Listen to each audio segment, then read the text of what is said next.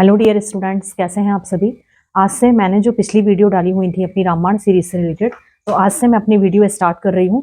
सबसे पहले हम प्लांट रिप्रोडक्शन जो यूनिट फर्स्ट का पहला चैप्टर है उसके जो पहला शॉर्ट्स है उसका मैं पॉलन सैक की लेयर्स जो मैंने आपको टॉपिक नोट डाउन कराए हुए थे उनमें मैं सबसे पहला टॉपिक कवर कर रही हूँ। उससे पहले पॉलन सैक को समझने से पहले एंथर तो वो हमें देखना होगा। देखो, सबसे पहले बात करें तो बेटा प्लांट रिप्रोडक्शन जो हम देख रहे हैं, तो प्लांट रिप्रोडक्शन मतलब रिप्रोडक्शन वाला पार्ट प्लांट का कौन सा होगा। तो प्लांट का जो रिप्रोडक्टिव पार्ट होता है वो होता है फ्लावर। ये चीज आपको पता होगी।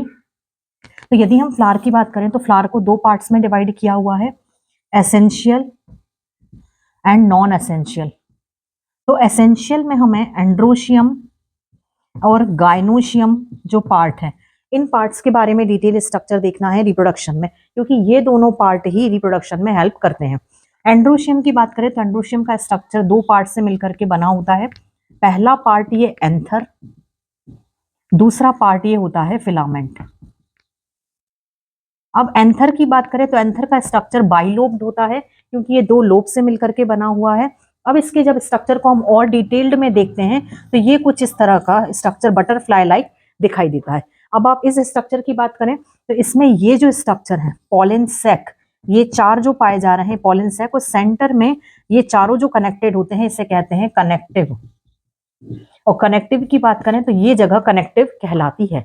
तो इनमें हमें लेयर्स के नाम, एंथर के जो पॉलन सैक की लेयर्स हैं, तो यहाँ एक फर्स्ट ये हो गई, सेकंड ये, थर्ड लेयर और फोर्थ लेयर, इसके बाद में ये होता है पॉलन सैक प्रेजेंट होता है। तो क्वेश्चन यहां से आता है कि कितनी लेयर्स प्रेजेंट होती हैं, उनके नाम क्या हैं।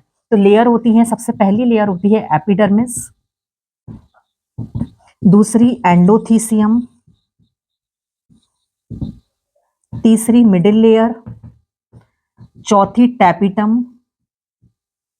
टैपिटम बहुत इंपॉर्टेंट लेयर है क्योंकि ये न्यूट्रिशन प्रोवाइड करती है।